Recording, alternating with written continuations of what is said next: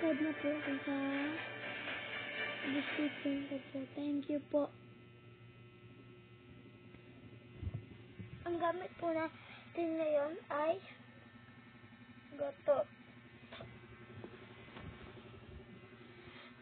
Pa-like na din po and like and share this video. Salamat.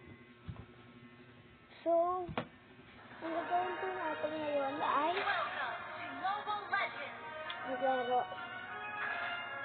Sorry po mainit po kasi may electric fan. Sorry po.